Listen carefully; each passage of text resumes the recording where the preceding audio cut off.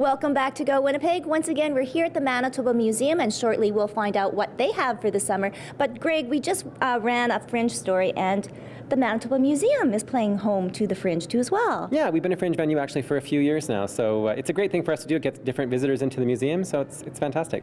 Okay, but we're going to talk about a few of your favorite things, some 10 national treasures here. Yeah, it's actually a really great story. The Canadian Museum of History, which used to be called Museum of Civilization in Ottawa, that's how most people know it, they do an annual general meeting every year, and they go out to a Canadian city, and they usually bring some of their favorite artifacts with them. And this year they came to Winnipeg, and they came here, and they brought these 10 artifacts, and our CEO, Claudette Leclerc, said to their CEO, hey, can we keep them for the summer? We'd like to show them to our visitors. And they were like, sure. So that's how this happened. We now have these wonderful 10 iconic artifacts to be shown to Manitobans and visitors to our museum for the whole summer, until August 27th. Awesome. Yeah. Okay, folks, don't go away. Here are the 10 national treasures. So this is Canada's oldest known hockey stick. It was used by a young guy who was probably about 10 to 12 years old named William Moffat on a pond in Cape Breton Island in 1830, and probably made from a tree found in the forest there. So it's pretty cool. It's a nice little artifact. And yeah, I don't think it was ever used by a Winnipeg Jet, but perhaps. So this is interesting because it's Lieutenant Colonel William Barker, who was from Dauphin, Manitoba originally, and it's the uniform that he wore. He was apparently quite a war hero. He shot down quite a few German planes and was injured, but managed to escape and got rescued. His story is really quite fascinating.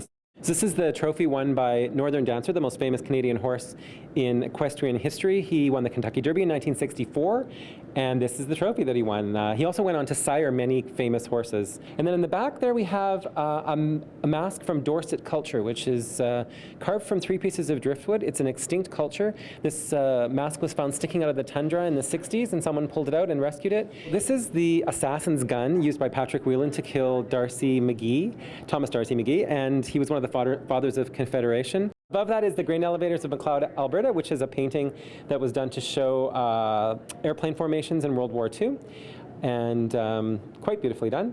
And finally, we have prize binoculars that were awarded to the Wellington Field Battery from Guelph, Ontario for winning an artillery competition in 1881. Wow, I mean, this is so cool. And once again, this is open till when? It's open until August 27th, and it's free with museum admission, so come on down and check it out. You can save a trip to Ottawa and see some of these artifacts in Winnipeg.